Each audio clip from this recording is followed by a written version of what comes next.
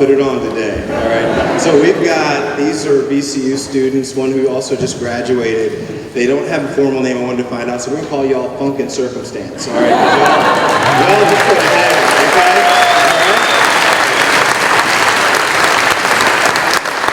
You know, it's been a couple of years since we've been able to have a graduation like this. We want it to be a celebration. We were hoping that the students would bring noisy family members, maybe one or two. It looks like they brought them all. So, we are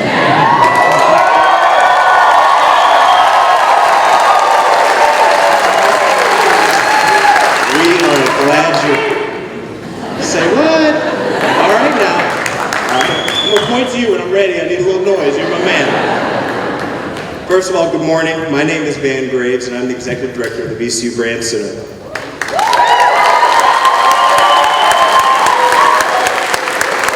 They just like the road, that's all, I get it. But I first want to send just my first welcome to you, the class of 2022. Y'all did it, y'all. Well done. Well done.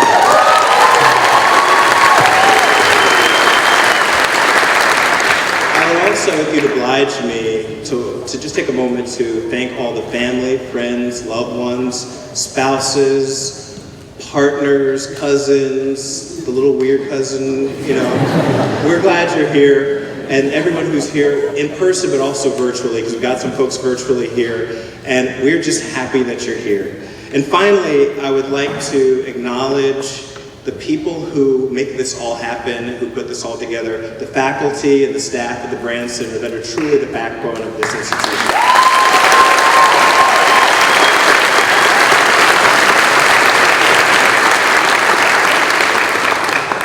So, to the class of 2022, again, I want to say congratulations, you made it. Everyone in this room is here to celebrate you and your accomplishment today. It goes without saying, but I will say it, the last 60 weeks have been challenging. You've remained flexible and you made it to the end.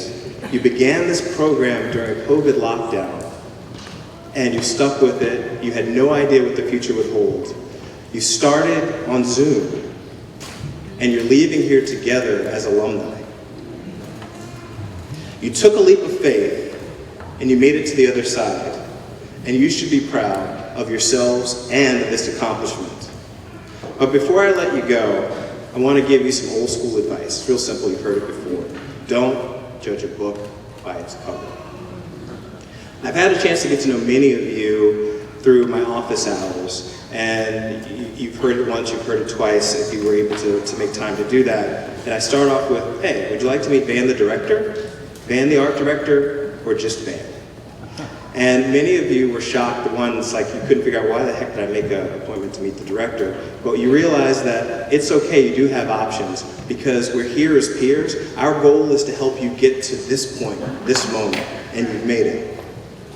So don't judge a book by its cover, because we always left those meetings knowing more about each other and how we can move forward together. Now, that's not to say I haven't judged books by their covers in my life. I have. And about 5 years ago, I got a random email from a recruiter who wanted to chat about an opportunity. And it seemed that the Brandcenter was looking for a director. I looked at the recruiter's name, and I wasn't familiar with it. Quite honestly, it sounded like the name of like a WWE wrestler. And the emails came from this person named Herman Germany. Okay, all right. Is this spam? What's going on here?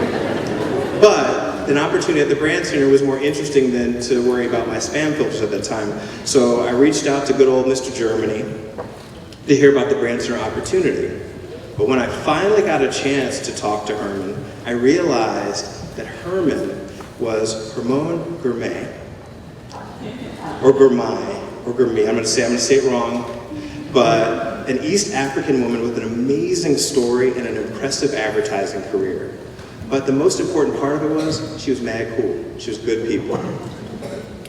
And she has remained a supporter, not only for my candidacy as director of the Brandcenter, but also has supported the Brandcenter and continues to support the Brandcenter and its students. She is now a member of our Directors Council and currently the Global Chief Culture Officer at IPG Media Brands. So, I want you again, don't judge a book by its cover. Learn from my mistakes. It's not Herman. So, I would like to introduce to you my friend, colleague, and today's MC. I want to say Herman Germany. Thank you.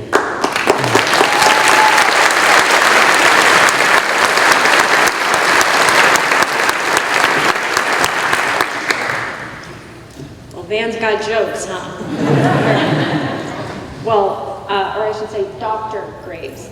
So Van makes fun of my name. I make fun of the fact that he has 1,000,000 degrees, and he doesn't like to talk about any of them because he's so humble. So we're going to talk about it like family now. So first, undergrad, Howard, Bam, okay. Master's, Pratt, okay. Master's, because one wasn't enough, so we had to get a second. Harvard, PhD, UPenn.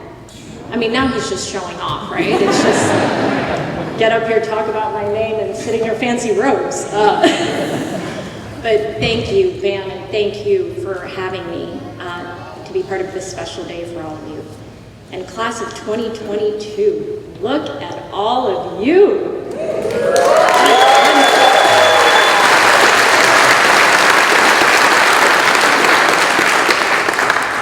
So I have to admit, I did a little bit of homework. I looked at all your bios. To be honest, I thought I was just gonna, skim. And I ended up looking at every one of them because they were so interesting. And I had a couple of thoughts and observations. If any of you haven't done that, I highly recommend it. It was very good reading.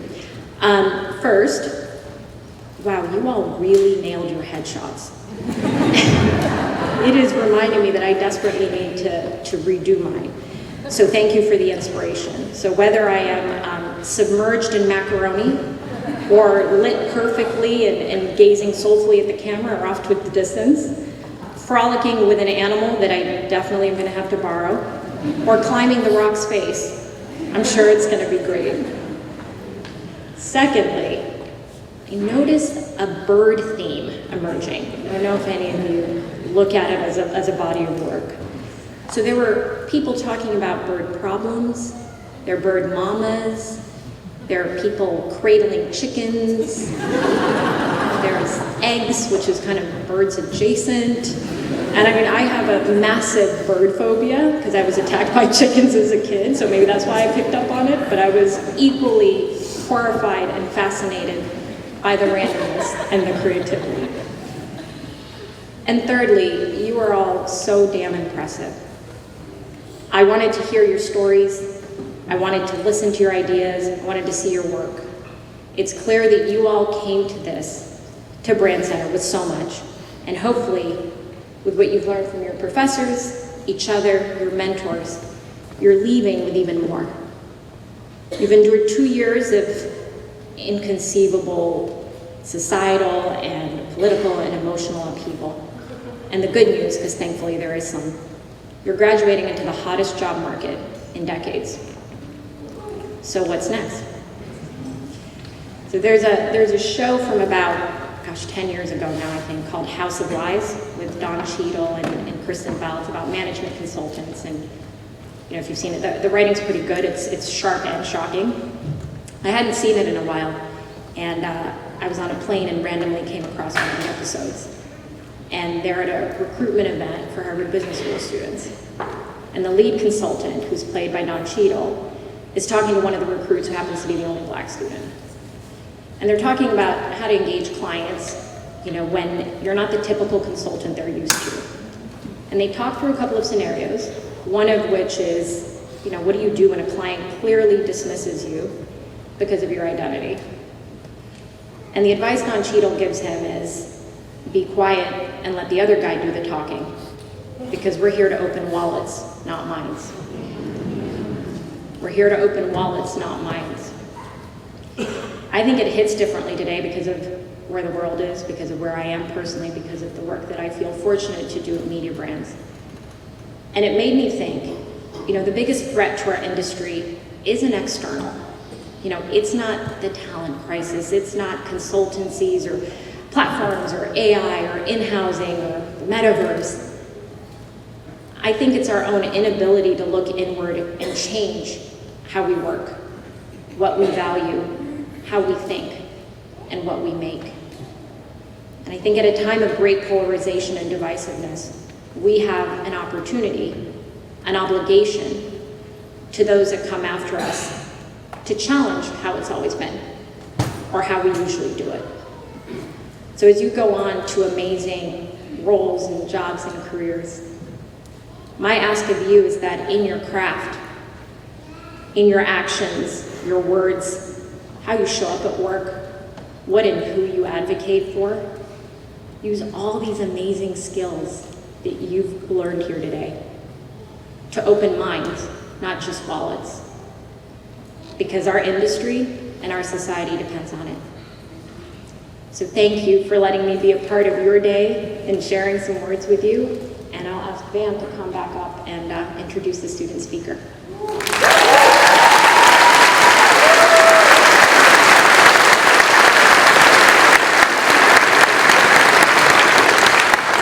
Thank you, Herman.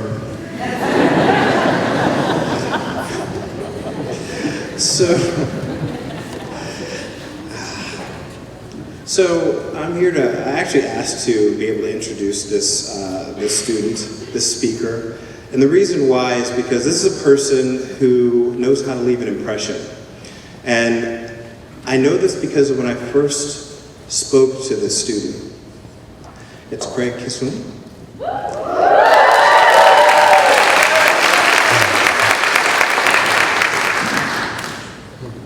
It was amazing because I had an opportunity and I was new at the Brandcenter and I was like, I'm going to call as many people as possible to say, welcome to the Brandcenter. I don't know if you remember this or not, but I called him up. He said, oh my gosh, really? And he put the phone down. I don't know whether he went for a drink or to make a sandwich or something, but he clearly made an impression. And so, you know, we appreciate who you are as a person, and I'm honored to be the one to be able to present to you today. So, Craig.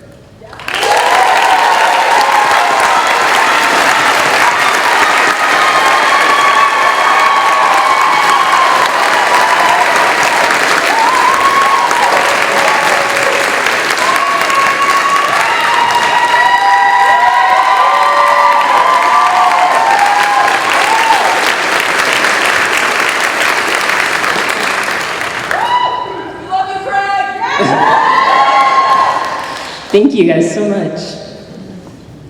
When my classmates nominated me to be the speaker today, the first thing I thought was, well, at least it's not a eulogy. You know I'm joking. In all seriousness, when I was asked to give this speech, one of my asks was to relate it to a broader theme. And I was really stumped on this because everyone here is so different. One of the most beautiful things about Brandcenter is how much it values having a diversity of perspective. Every single person sitting here today was accepted into this program because you each brought something unique and different, your own perspective to the program. Each of us has had a different journey.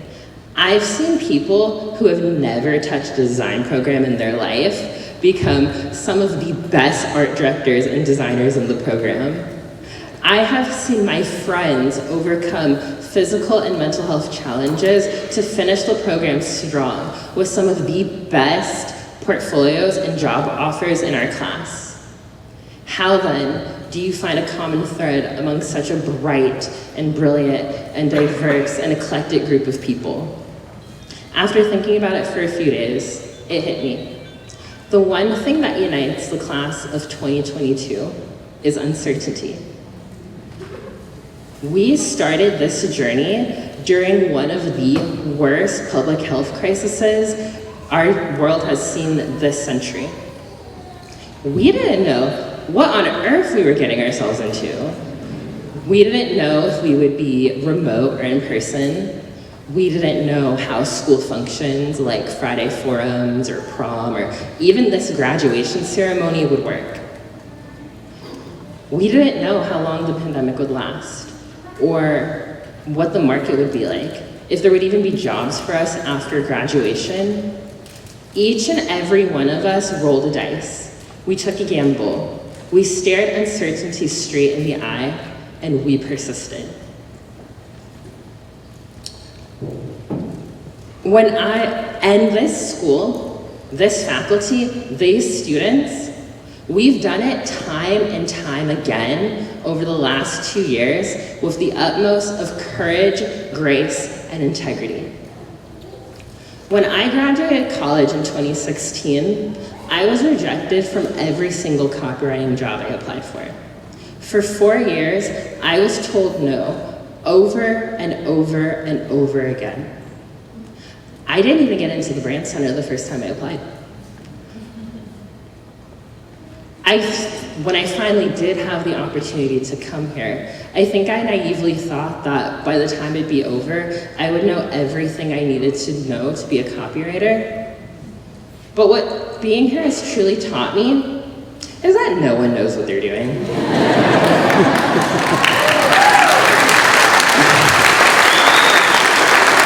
What makes our industry so cool and so hard to explain when youth families ask, "What do you do for a living again?" at Thanksgiving, is that our industry lives at the intersection of culture, technology, creativity, and media, fields that are constantly evolving and highly objective.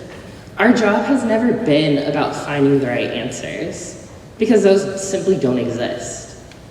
Instead, we get to use our art and our storytelling and our points of views to influence what people see and hear and feel and experience in the world. In our own way, we get to provide comfort and amusement, solidarity, and community to people in an otherwise very uncertain world.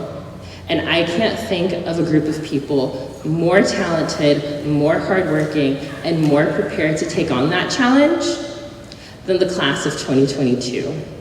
Standing here at this podium, I can say that for the first time in my life, I feel truly sure of myself. And everyone in this room has deserved that and has earned the right to feel confident and sure of themselves. Take a moment today to celebrate yourself, because you are all so deserving and so worthy. Congratulations, class of 2022.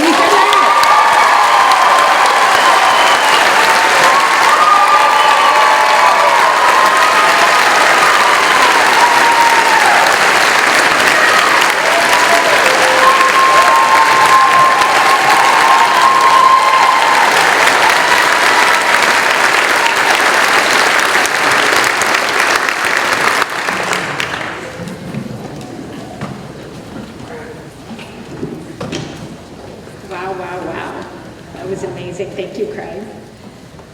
So I have the pleasure of introducing your commencement day speaker, Philippe Krakowski. And when Van first asked me to introduce him, I was of course honored, and then I panicked.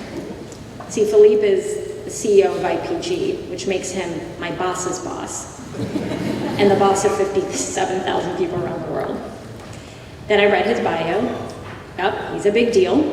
There's no pressure at all to nail this. But I think the thing that bios and resumes don't really tell you, or can't really tell you, is who someone is as a leader and as a person. And in Philippe's case, I think that is just as impressive as his many other accomplishments. So even before I came to IPG, I'd heard of Philippe Krakowski, which isn't a surprise. He's been a well-known senior leader in our industry for a while. What was surprising was the consistency of what I heard. Every person that mentioned him, regardless of the industry they were in, the level that they were at, the role they found themselves in varying degrees of closeness to him, always had the exact same thing to say about him. And it was always a combination of two things: his intellect and intelligence. So I got a lot of, your voices always dropped a little bit. Oh, he's really smart. Just heard one today, he's crazy smart. He's brilliant, and not British brilliant, like brilliant, but like really. Needed to qualify. qualify that, so we weren't just saying great. And hyper brave. And the second was almost a counterbalance to that. And it's about how human and considerate he is. Whether it was the fact that he listened to their opinion, that he'd made it a point to visit their market and speak their language, or that he provided really good personal and professional advice at a difficult time. There was a sense of accessibility and approachability that's really rare at this level. And I've experienced it personally. In the midst of everything he has going on, it's a lot, he's always been generous with his time and his thoughts. And it got me thinking, so here's someone who's not just busy the way we're all busy. He's like Beyonce busy. How does he have the time to create that kind of intimacy and impact? And so I asked him that, and his answer was so simple and yet so insightful. He said, how can you lead people if you don't know those people? And as I've started to get to know Philippe, I see and respect the intellect and the humanity, but I admire his self-awareness and his ability to stay true to himself. We're talking about some of the things he's proud of, and one of them, in his words, is that I get to do this thing, and I've gotten to where I am without having to become someone else. I can still be me and not some caricature what a leader should be. So thank you, Van, for choosing such an inspirational industry leader and human being. And Philippe, I can't wait to know what you have to share with us today.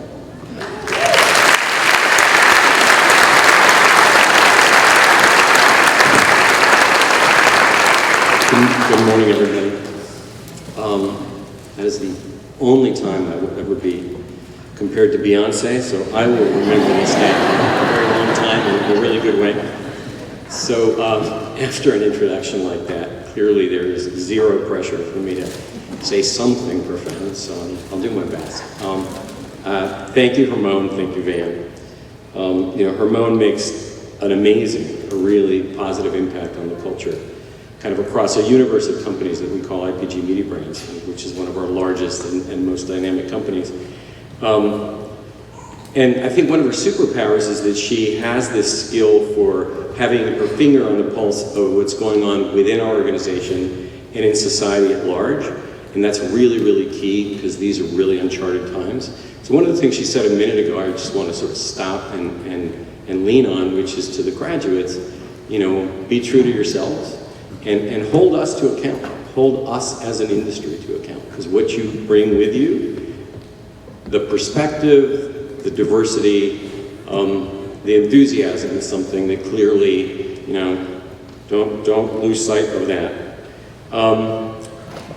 As Hermone mentioned, I think the two of us catch up very regularly, and I always come away having learned something that I can then sort of put to work on my day-to-day. So it's lovely to be on stage with any number of folks back here who I've worked with, I've known for many, many years. Van and I have known each other so long that I probably will not, it's got a 3 in front of it.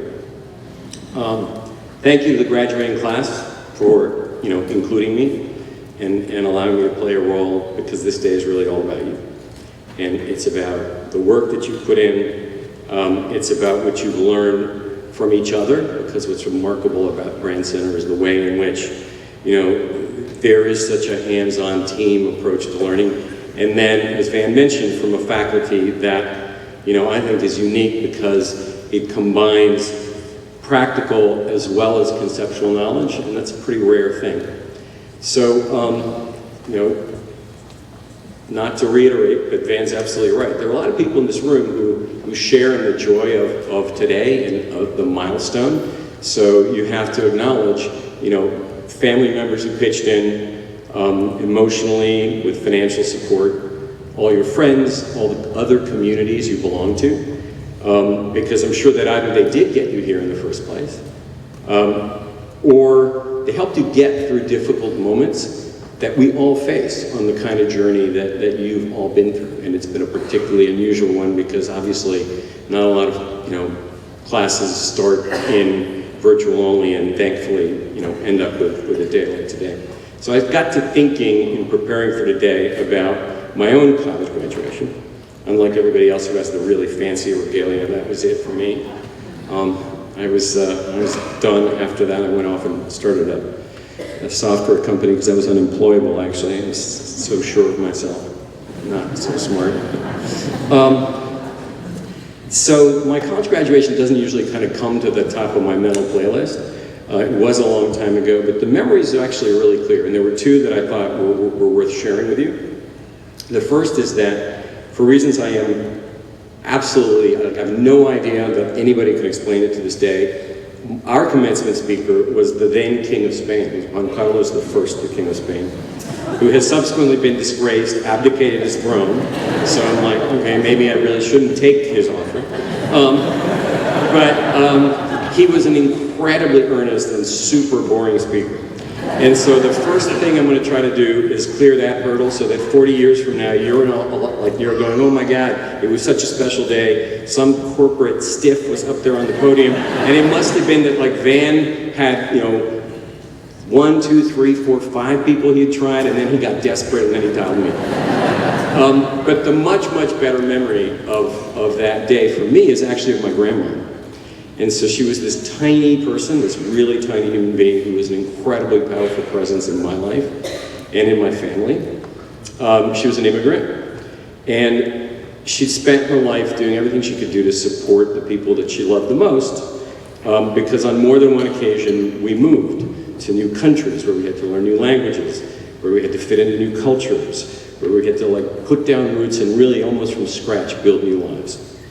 And she was in her 80s. She was quite frail. She needed a cane to get around. And she and my granddad had gotten on a plane and they'd flown across the country to see me graduate. And she was sitting in a folding chair on a beautifully manicured lawn on a very, very hot day in June. And it crossed her mind that at 4'11", with a really big amphitheater, she was not going to get to see the thing that she was really most excited about. So even though it was a flimsy little plastic chair and the grass had been literally rolled out for commencement like a few days before that, she ditched the cane and she stood on the chair. So she's on this rickety folding chair, they call my name, I go get my diploma, and look up, and my grandmother way in the back is standing there waving. And it's this incredibly memorable image of how much it meant for her to be there, how energized she was, how proud she was. And it was not just of my accomplishment, it was of our accomplishment. So I think of you, and then I think of everybody who's in this room, and there are just so many people who are feeling that level of emotion and pride when it comes to all of you who are graduating. So, I think the thing to do is not lose sight of that. Acknowledge it and take it in and celebrate it. And the way that I thought maybe we could do that, very briefly, not that folks haven't been plenty loud, but is Van and Ramon and other folks who know me know that my wife started her professional career as a fashion designer in the garment industry. And her second career was as actually wildly different, as a theology professor. And about 6 years ago, she became an Episcopal priest, which is an amazing journey. And I seldom participate in the day-to-day of her ministry, but occasionally I'm there on a Sunday when she's preaching. And my absolute favorite part of the service is the passing of the peace. And that's when the service is halted and everyone in the congregation can look at the people who are sitting next to them in the pews. We happen to be in a church. And you shake hands or you give somebody a hug and you wish somebody peace. And so what I'd like to do for 1 minute is borrow that tradition. I'm going to stop speaking for a minute. It's going to seem like, it's like, And what I really just want to do is everybody reach forward or back in the seats, in the aisles, congratulate your neighbors, doesn't matter whether you know them or not, because everybody here has made a contribution or sacrifice to making today a reality. Go for it.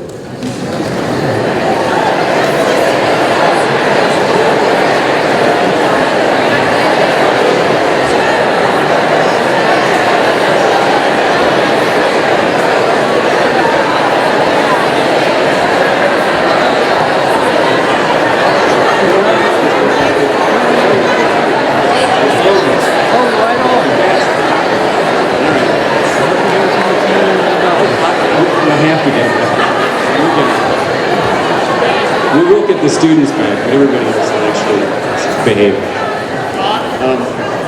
Thank you for leaning into that. What I wanted to do next is just obviously pivot to something that came up, which is, what's ahead for the Brandcenter class of 2020, right? So obviously you are entering a really strong and dynamic job market. And Van had originally asked me to come and speak at class of 2020. We were sitting in my office in New York, and he asked me, and I literally was like, who's he asking? Who else is in the room that he is? But obviously, it's a really great time to be. I'm sure that you're highly in demand, right? And so when I think about the skills that you bring to marketing and media and the broader business community, they're extremely vital to every kind of business, right? So no matter where a business operates, and I'm fortunate that I do get a pretty broad purview into clients who are kind of all over the world. They're small, they're startups, they're big established entities. So no matter what they do, every company and organization that I talk to is looking for help in doing the things that you all know how to do. How do I become more directly accessible to my users? How do I become more precise and data-driven in the kinds of communications that I create? How do I create ideas and engagement and experiences that have resonance in this really complex, fast-moving world? And, as we heard from our student speaker a minute ago, it's a really interesting world because technology and culture are actually constantly colliding. And to my mind, it kind of takes you one of two interesting ways, right? Because it's super exciting, it creates immense value, but it also is having unintended consequences on things like public discourse, and it's not necessarily making the world a better place. God bless. So what you bring to the table applies to every kind of industry sector, NGOs, anything that I can think of. It encapsulates the company that I lead. And just as a quick aside, you heard from Hermone, you heard from Van. I do what I do because I like the fact that it brings me into contact with curious, smart, creative people. So if there's any of you who are not clear on where you're going next, I got too many choices. I don't know how I feel about the ones that I have. Really do. Get my number from him and feel free to reach out. Because I'll be richer for it. Right? I will. And the other thing that I just point out is early in my career, I was really trying to figure out what to, where to go, what to do next. And I worked up the courage to approach some very senior people in a broad range of industries. Now, of course, as I said, this was a little while ago, so that was like I wrote letters, I took them and put them in a mailbox. But a lot of people were, to my mind, sort of surprisingly really generous with their time. So I've always felt it super important to do the same. And so I would just say, whether it's this or just in general, don't be shy. Reach out, ask for help. Hermone and I were just talking about this. Advocate on your own behalf, and you'll be surprised. It's really powerful, and I think the kinds of people who meet you are the kinds of people you'll want, who will help in your thinking and development in your career, and they'll pass along an idea, or they'll make an introduction, or they'll open a door for you. But I don't want to sort of stay way up here. I want to think about, you've got a set of skills which are very, very powerful, and you're moving from the brand center into the workforce. And so I thought about two really specific illustrations that I think are worth calling out, which underscore for me that what you do as communicators and marketers matters, and that it can make a real difference in the world. And the first was just, alluded to a little while ago, which it really does have to do with the pandemic itself. It's a historical moment. It's a defining moment in human history. And if communications hadn't been available to us, if the tools of modern communications, strategy, an understanding of digital behaviors and channels, experience planning, without those, our ability to reach and inform and educate literally billions of people would have been curtailed, and people would have been unable to take meaningful steps to prevent, the spread of the disease. I think vaccine hesitancy would clearly be significantly greater than it is today, so millions more would have been seriously sickened. And so, what you do, what we do, can play a pivotal role as a public service by informing people and changing attitudes and behaviors for the greater good. And the last 2 years have been a remarkable reminder of that. So as you do whatever the next chapter is, that's the influence and the power that you have at your disposal. A quick aside, just a little sort of, is, I don't think it's possible to have a conversation like the one we're having today without saying, hey, there's also this thing around digital media, that it has become an impediment for information being used in ways that are responsible or that uphold democratic principles. It's being used in ways that don't respect individuals' rights to privacy, right? And so as practitioners, collectively, it's going to be our responsibility to address that and to run it to ground and to actually kind of get our arms around that relatively soon. So as you step into your work lives, that's a conversation you belong in. And that's a conversation I'd sort of welcome you to and also challenge you to embrace. Because, as a company, at my company, we've actually baked responsible use of digital media and data privacy and data ethics into our definition of ESG. We track it, we report on it, it's part of our framework. And, as you take these new roles in the media and marketing landscape, make yourselves heard on these topics. I think your perspectives about what's possible and what's required to course correct are going to be more powerful than those of us who've been in the business for a long time and therefore maybe are starting to fall into ruts in terms of how we think about this. And then I think the other thing is that, as somebody said, you are extremely high potential talent headed for eventual leadership roles. And so companies and platforms in particular, I think, will want to know what you have to say. And then off the little sort of detour there, the second example that I was thinking about as I contemplated this conversation today was a very topical news item, and it underscores how powerful what you all do can be, the impact you can have in the world, and sadly, it comes from, at least to my mind, some observations I have about the war in Ukraine. So when you think about the pandemic, communications has played this role where it's armed people with information and help them guide their actions. But if you think about what Vladimir Zelensky has done through the power of communication, it's that, well, that one just left. We're all good. He's literally galvanized his country and he's galvanized the world community. And an incredibly important part of why and how he's done that has to do with the skills that are represented in this room. So there are no tools at his disposal that any of us don't have. He's connected with people around the world and made them not just feel but understand the reality of Ukrainian people that are living with every day. And he's appealed to our collective conscience and our humanity and made us understand something incredibly complex geopolitically.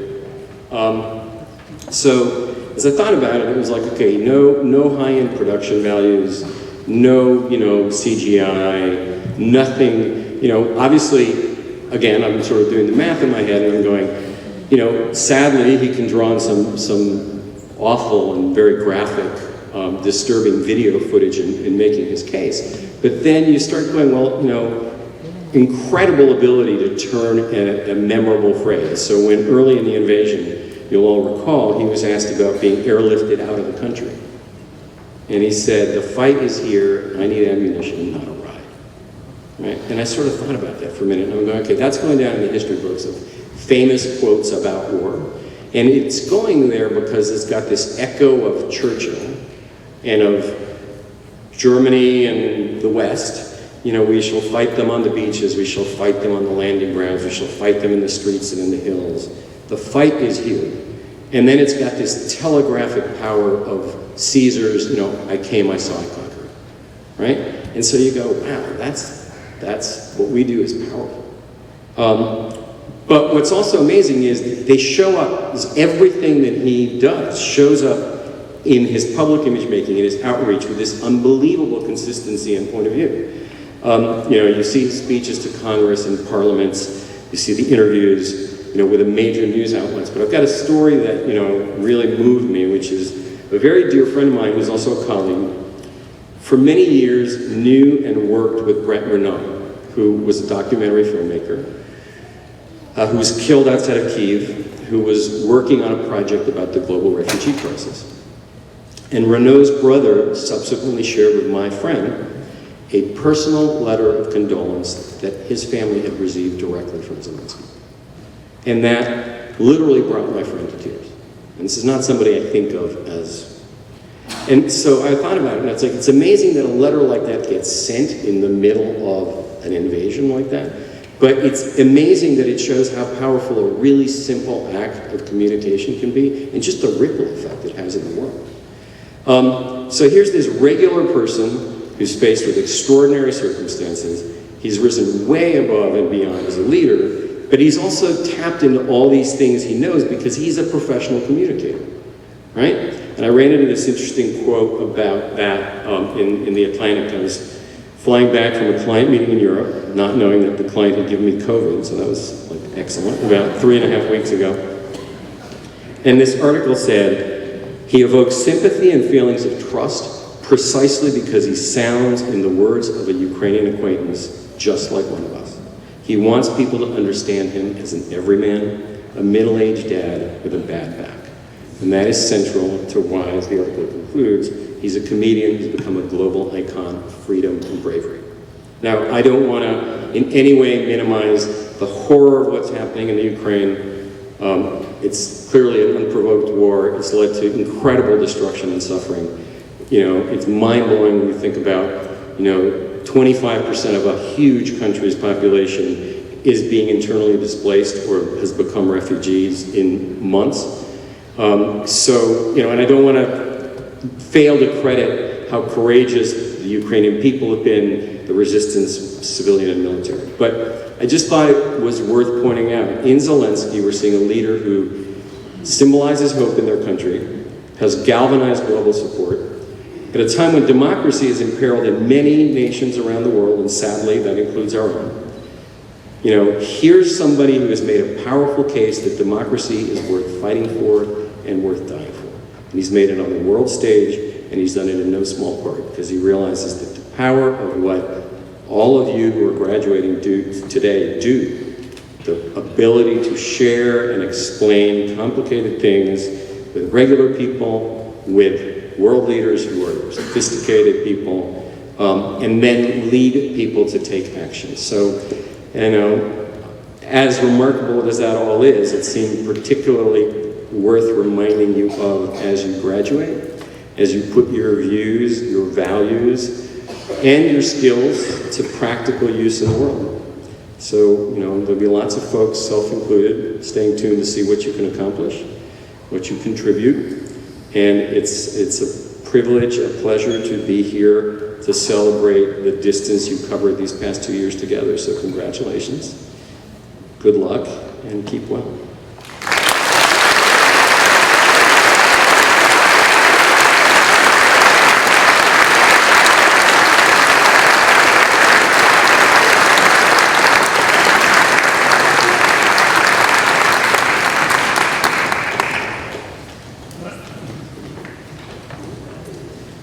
See, smart and incredibly human.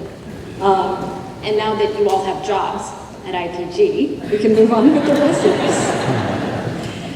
So the Brandcenter Initiative Award is presented to students who have made significant contributions to the Brandcenter experience, inspiring both their faculty and peers with their work ethic, and their overall professionalism, while maintaining an outstanding academic record. These individuals will have demonstrated a commitment to individual leadership while displaying an overarching dedication to collaboration. Through innovation, motivation, initiative, and perseverance, these students will have gone above and beyond, demonstrating a commitment to creating positive change in our community. Recipients are selected by the Brandcenter administration in collaboration with the concentration chairs. Now, Professor Andrew will present the first award.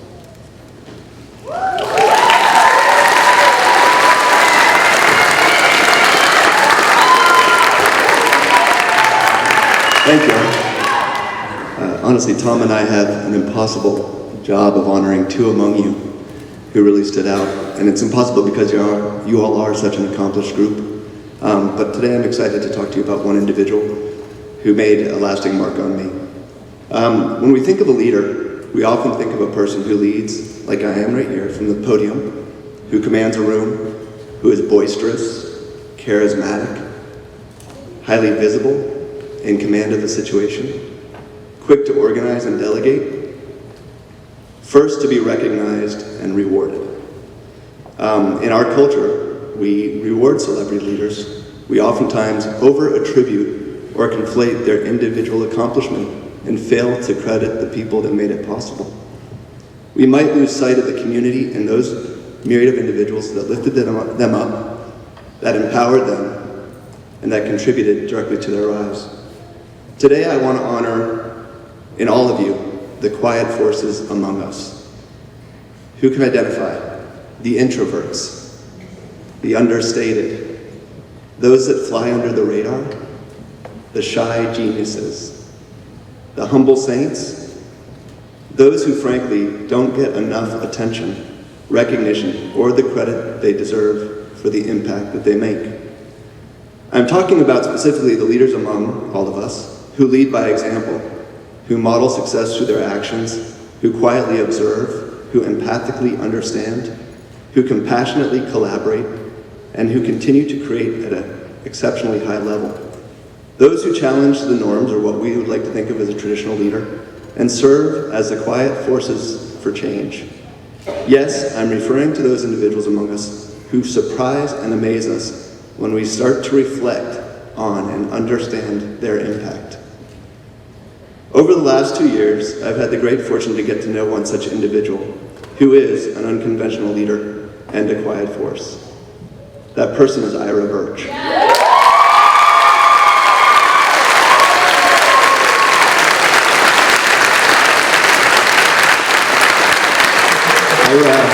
Ira is actually not with us today. Ira is out there getting stuff done. Ira is a mystery to those that don't know Ira, and I count myself among those who am still learning about Ira. As a student in a large classroom, Ira positioned themselves in the back of the class. Ira didn't participate unless called upon, and Ira only asked questions when the question was necessary. I might have initially, as a faculty member, misunderstood this behavior as intellectual apathy, boredom, lack of interest in the class or the content. I might have even assigned Ira low marks for leadership and participation. I was at risk of never coming to understand the incredible individual who would slowly come into view over time. I saw glimpses of the real Ira in small conversations, in the positive peer reviews, in the presentations of work, in the consistent success of their projects, in the courage and the determination that they exhibited in tremendously difficult situations. Yes, Ira is a quiet force, but Ira is also a powerful force. Ira is a shift in the tectonic plates while we are distracted by the prevailing winds. When the assignment called for a life raft, Ira brought a boat. Three really quick stories about Ira. For fun, Ira built a boat out of found materials and navigated it on open water. Out of necessity, Ira built their own house so that they could afford graduate school. Amazing. Out of a passion for affecting positive change, Ira developed a platform that enabled people to learn mechanical skills despite where they were in life. And Ira was honored at a TEDx where they spoke about that project. So these are just a few, and not a comprehensive list of Ira's notable accomplishments. So today I want to honor Ira and the other quiet forces among all of you who hide in the background but deserve to be in the spotlight. Thank you.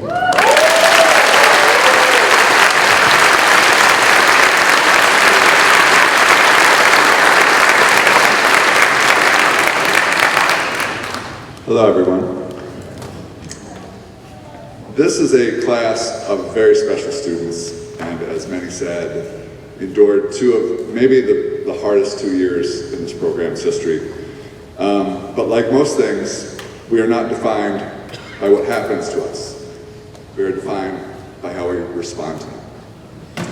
Each student here deserves high praise for persevering through what is already a very difficult program. And while there are many who are worthy of accolades here today, I am here to speak of one in particular. This person struck me with their thirst for knowledge and feedback since the first day I met them. This person's sense of curiosity is matched only by their kindness and generosity of spirit. This person has not just an appreciation for different points of view, but an unending hunger for them.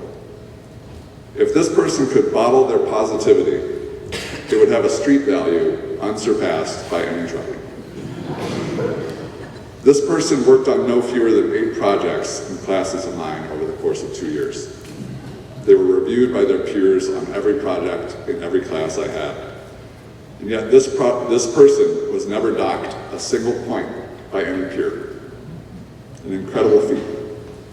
This person never stopped trying to be better. This person never let their teammates down. This person was outworked by no one.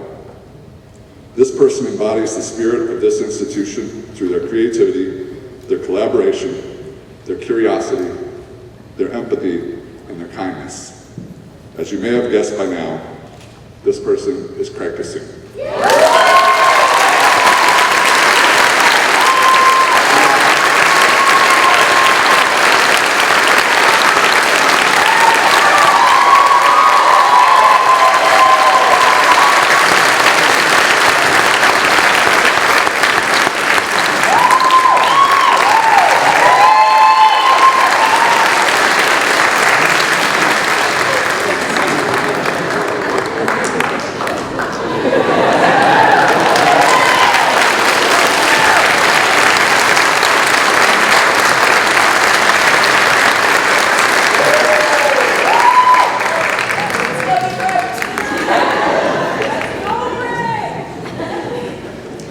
Okay, it's diploma time.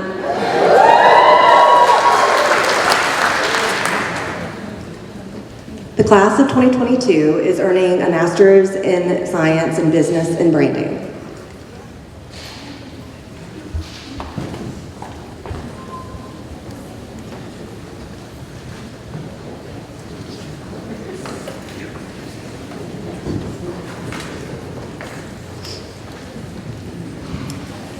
Baderera Akinshade.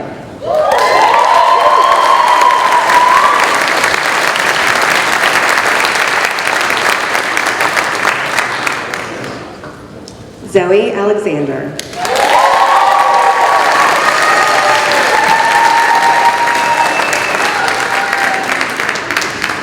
Matthew Allison.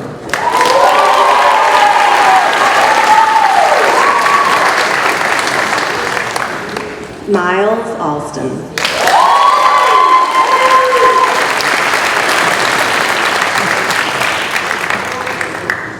Vaughn Lee Armour.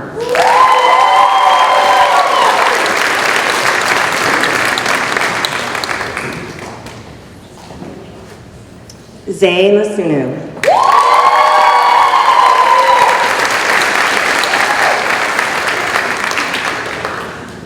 Jackson Bear.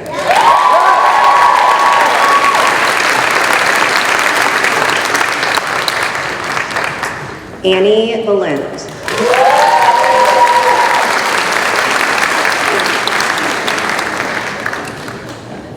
Kazra Benny.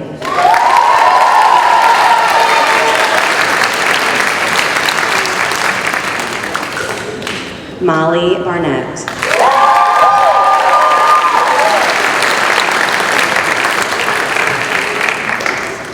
Ben Bashaw.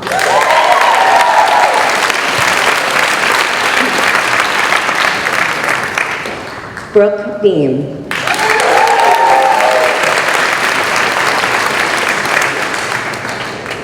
Tiffany Boggs.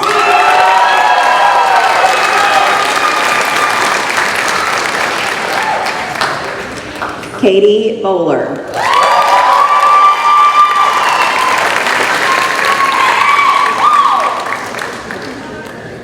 Erica Booker.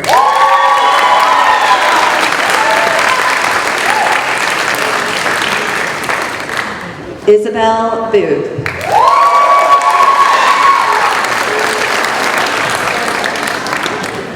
Olivia Bouzigard.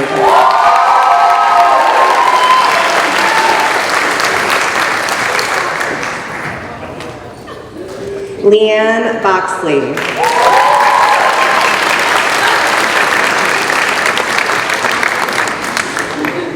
Taylor Berzoukas.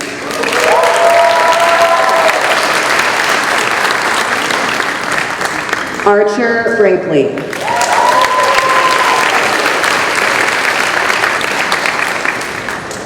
Kaylin Brown.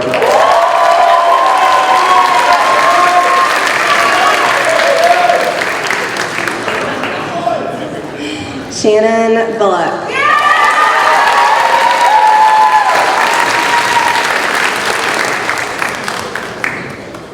Kai Butler.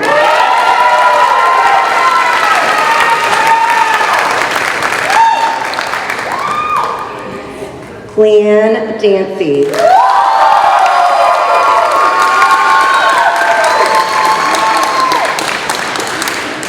Jay Doe.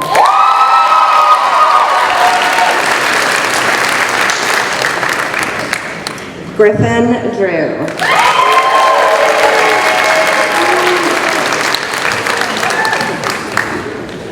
Patrick Dunnigan.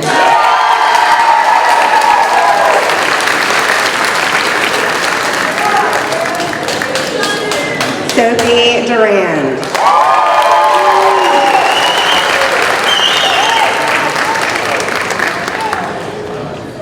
Raven Fox.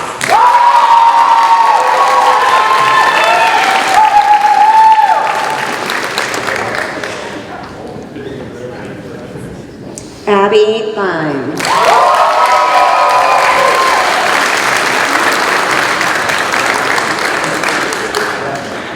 Harrison First.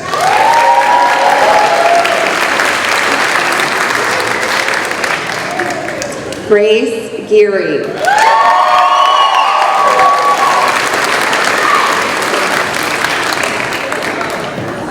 James Glass.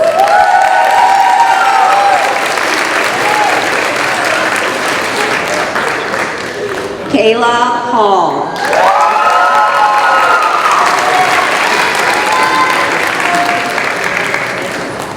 Corey Hambley.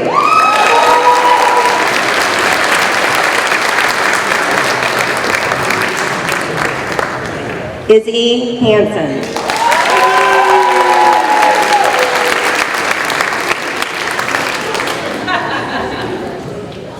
Chrislyn Hearn.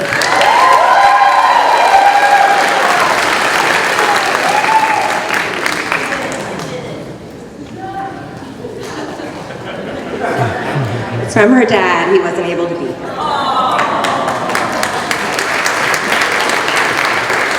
Natalie Hogan.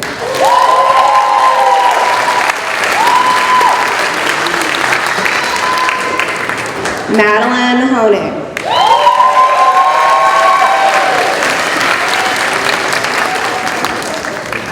Anaya Hope.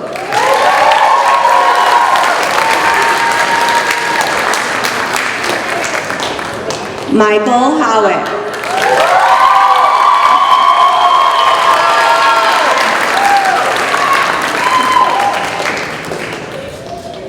Hannah Hugeback.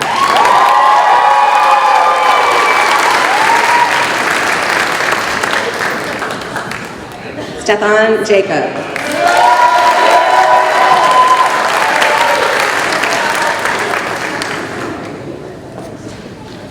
Kevin Jones.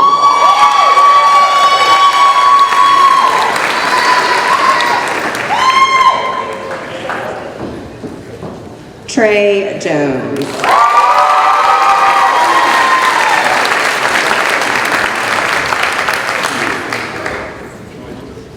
Teresa Quadra.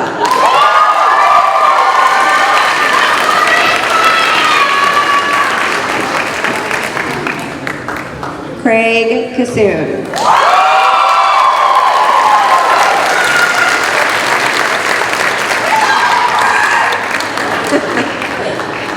Houston Knight.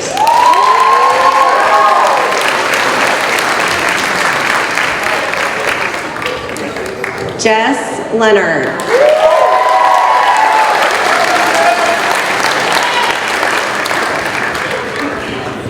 Max Lichteth.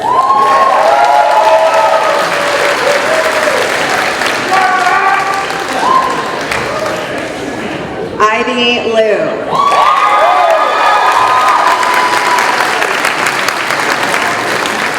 Francisco Marcano Santos.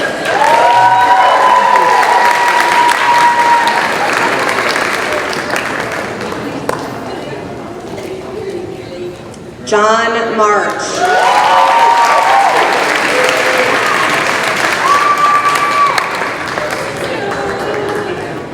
Casey Mattis.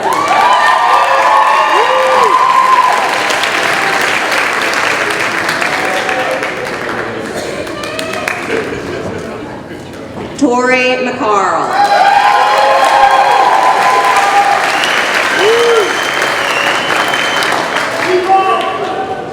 Olivia McGrath.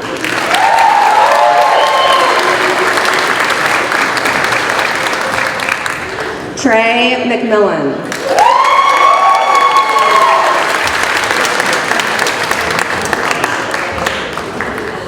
Sean McSherry.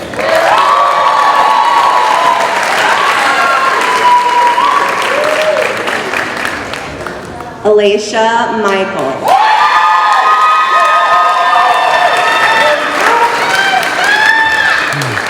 Kevin Nguyen.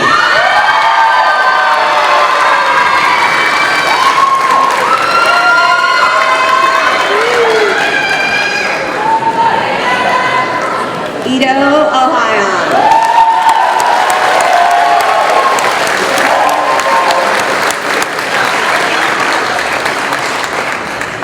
Tracy Okafor.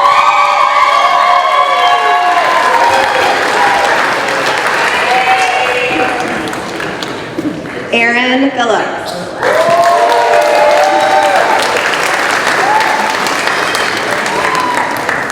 Rolang Biokuda.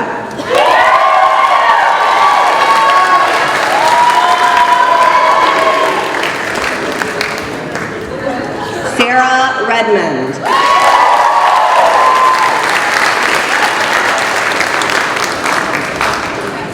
Jessica Reed.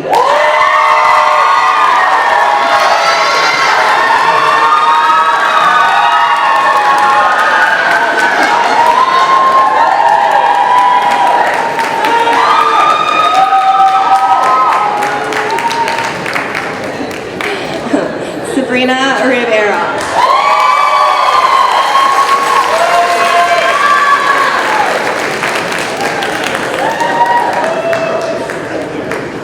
Laura Rao.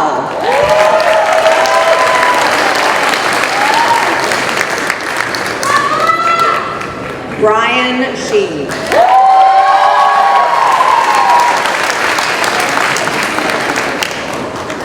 Anne Schoen.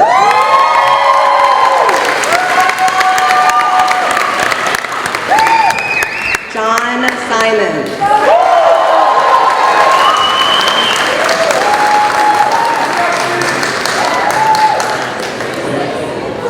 Kara Smith.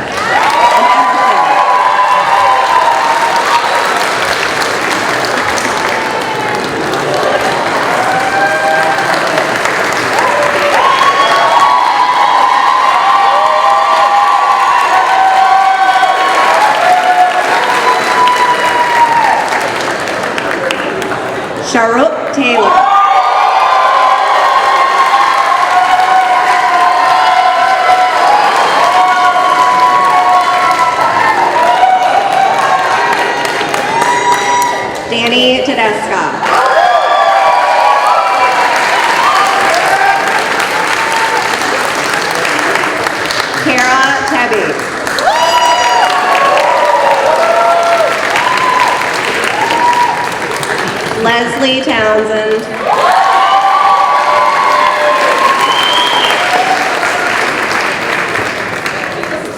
Ellen Veith.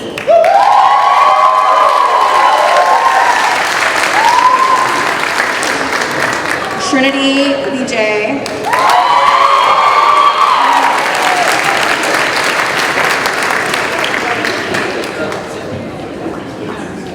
Ryan Waltz.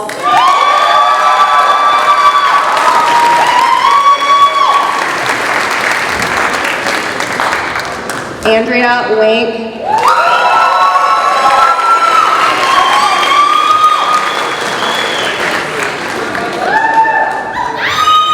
Emily Wills.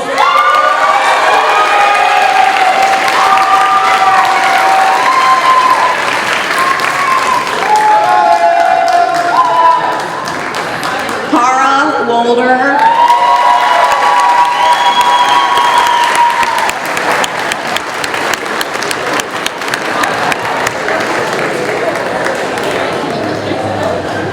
Catherine Worrell.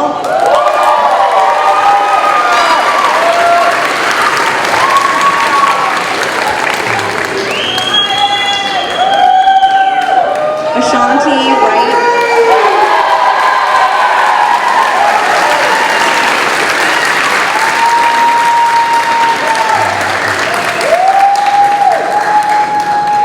Vivian Zhu.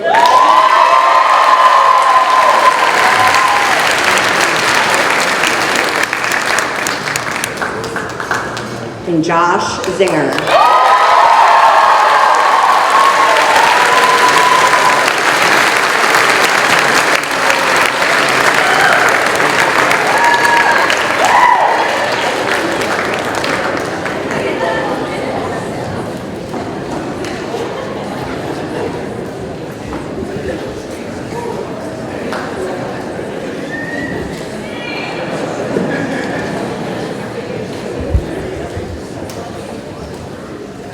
Look at y'all, all degreed up and stuff. Well done. Congratulations. Let's give another round of applause.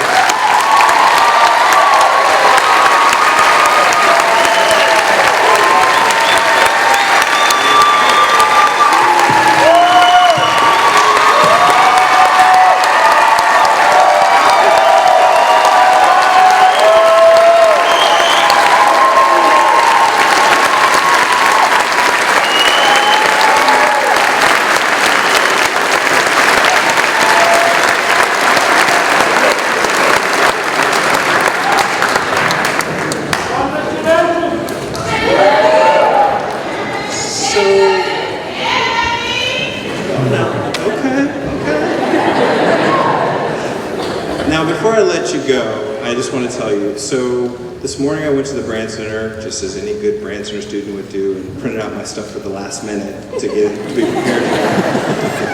And so I was walking through the building, having a quiet moment, going, what do I say before we process out? And as I'm walking through the building, a haiku came upon me. Not a limerick, a haiku. Let's be clear on that. And so, some of you may have heard of it. It was on a little white board. And it's called Final Prompt. If you could tell yourself one thing on the first day, what would it be? Some of the words have been changed to protect the innocent. You mess up a project, get over it, and move on.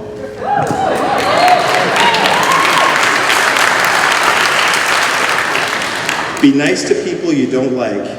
Either you're wrong or you've just made an enemy.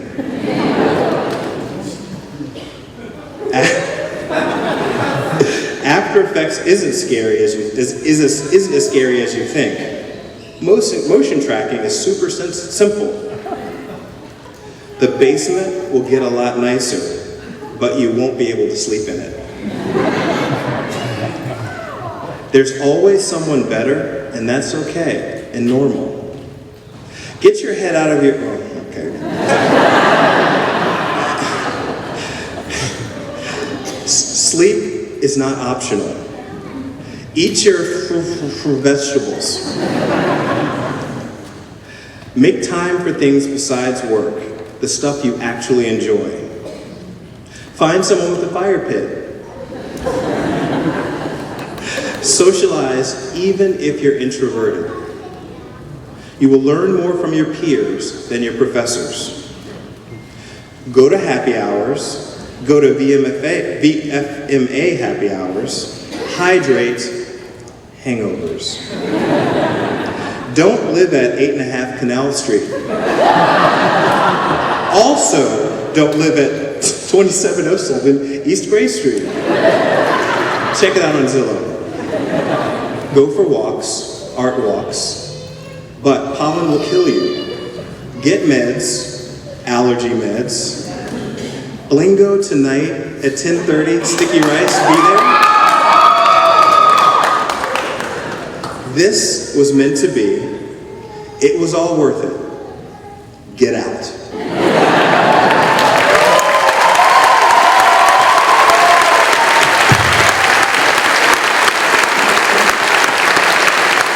And with that, I would love to, if you guys could stand up, please. I present to you the Brandcenter class of 2022 and our latest graduates. Congratulations.